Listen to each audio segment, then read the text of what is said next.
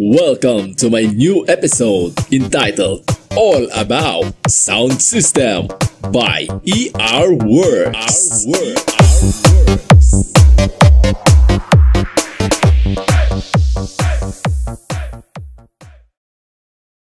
Nandito na ang pinakamalaking amplifier sa Pilipinas ngayong 2025. Ito ay walang iba kundi ang Live Monster Shockwave SWA 50K.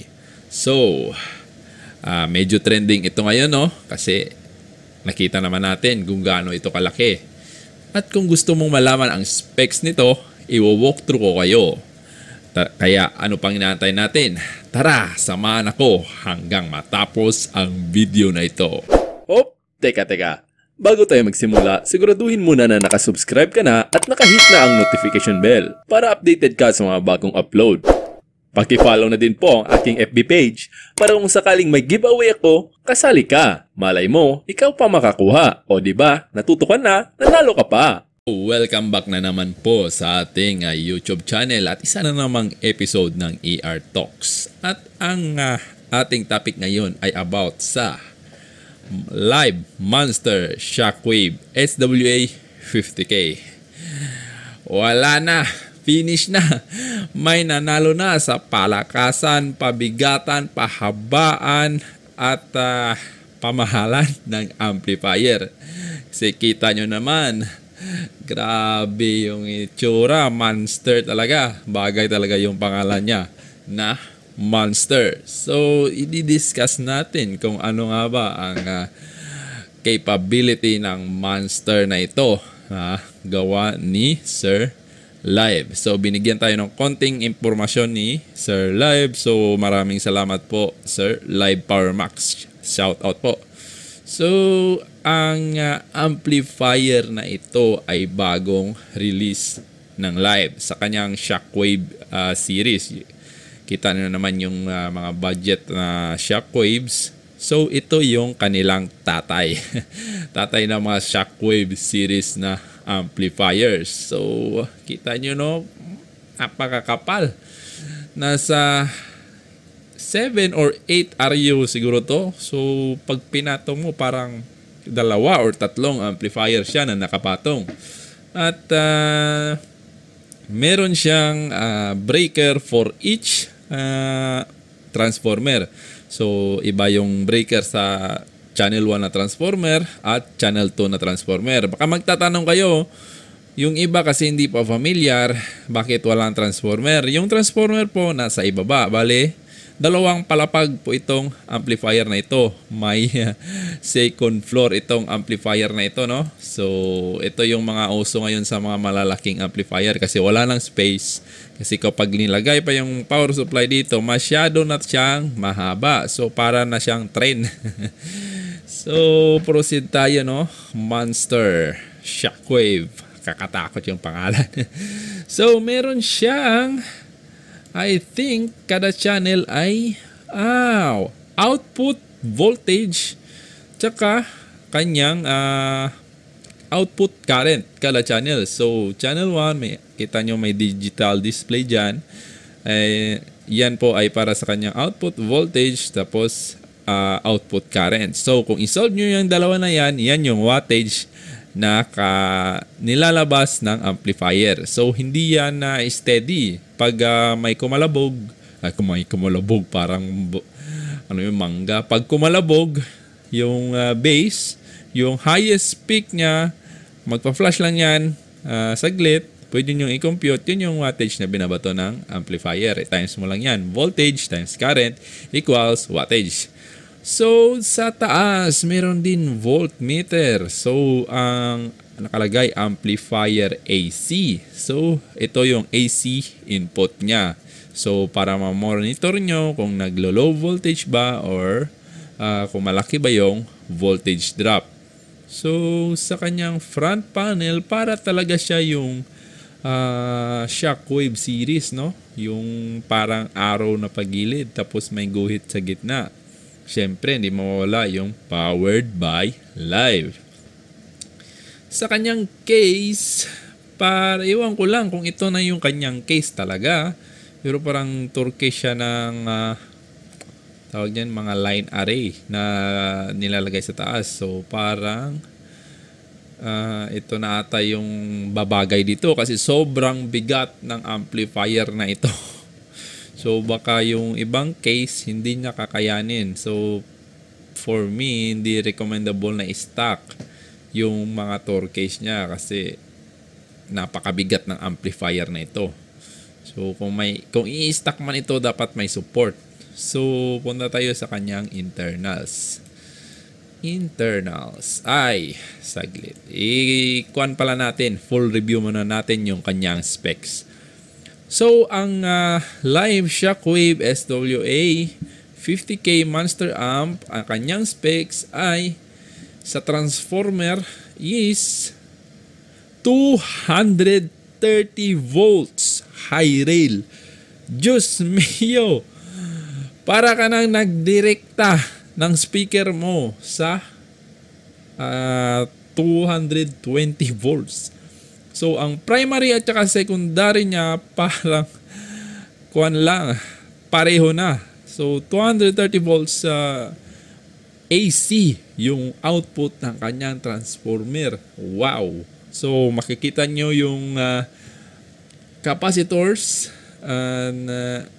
nakabaliktad yung kanyang capacitors at makikita nyo hindi ito yung typical na capacitors na makikita natin sa mga ibang brand na amp. Kasi nakikita nyo naka-screw yung capacitors sa mismong board. So mga ganyang capacitors makikita mo sa mga lumang model, sa mga Crown, malalaking capacitors po yan. Malalaking capacity po na capacitors yan. Sigurado ako. Hindi ko lang makakita dito sa baba kasi nakabaliktad nga. So, in total, yung capacitors niya ay nasa 64. 1, 2, 3, 4, 5, 6, 7, 8. 32 per channel, 64 nga. So, madami-dami din ito. So, kada channel, iba yung PSU niya, iba din sa kabila. At kanyang power transistor, napakadami. Ang hirap na bilangin. Nasa 40 plus siguro to.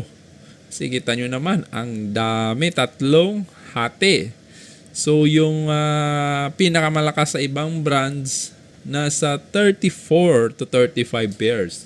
So, itong si Live ay naglabas ng 40 pairs, 40 plus. May get 40 pa ito.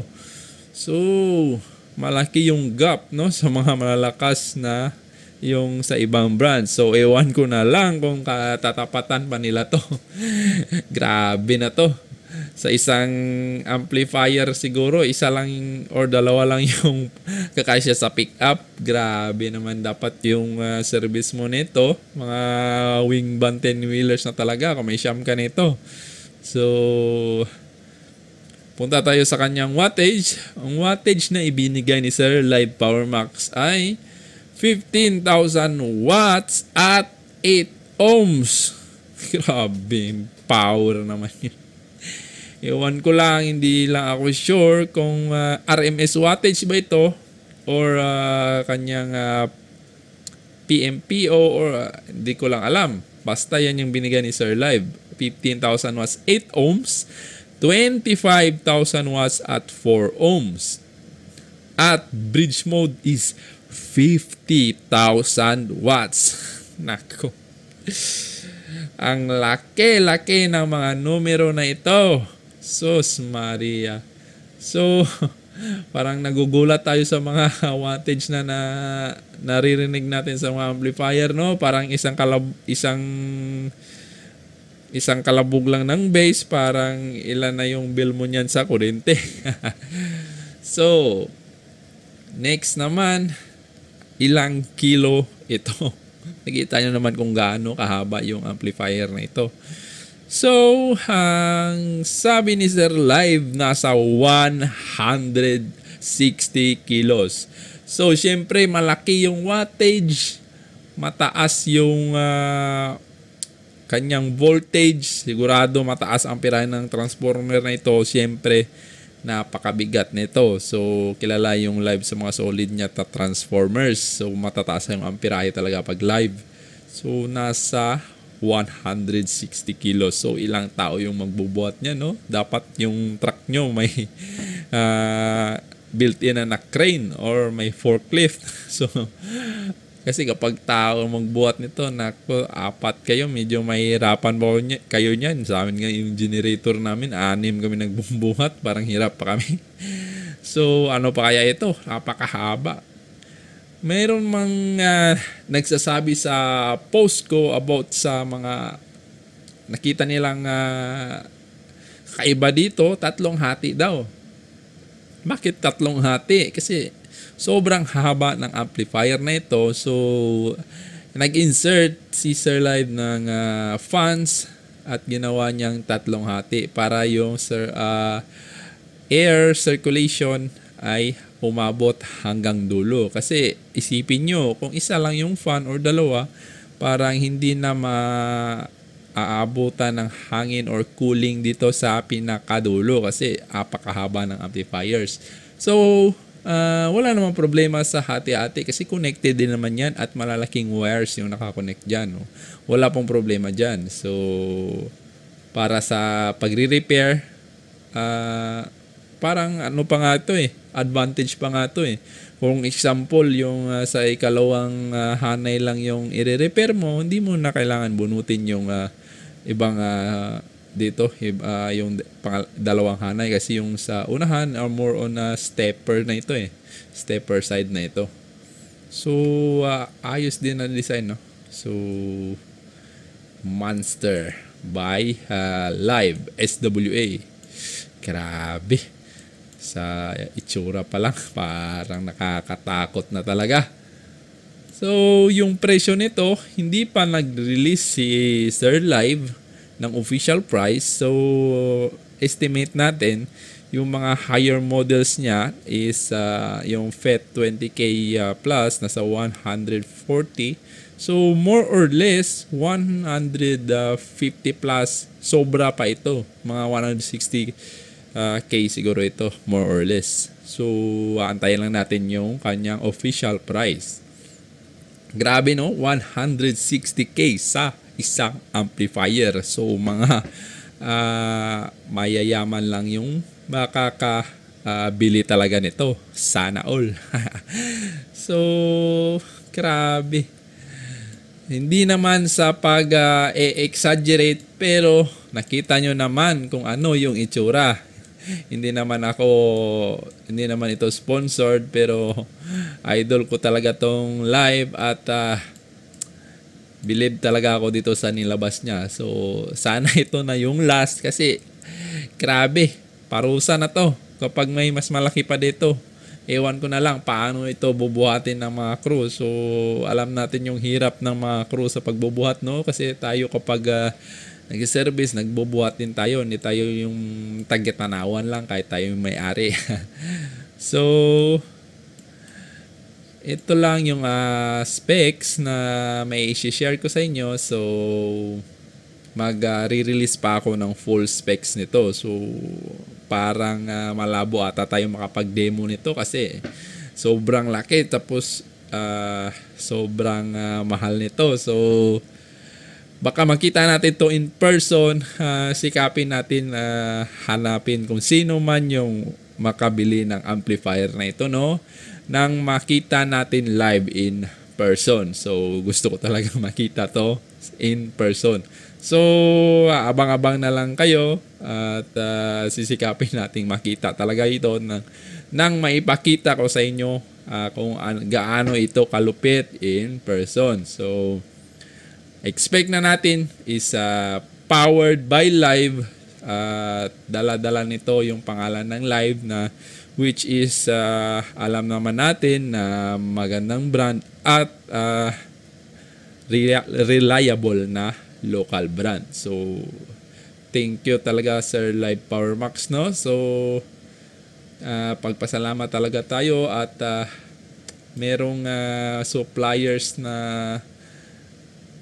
mga ganito na mababait at approachable at naglalabas sila ng mga ganitong amplifier na nakapagpapasaya sa mga sounds enthusiast sa buong Pilipinas. So support natin sila para tawag nito, ganahan din silang mag-design pa ng mas mga magagandang amplifiers. So pinopost natin yan para maging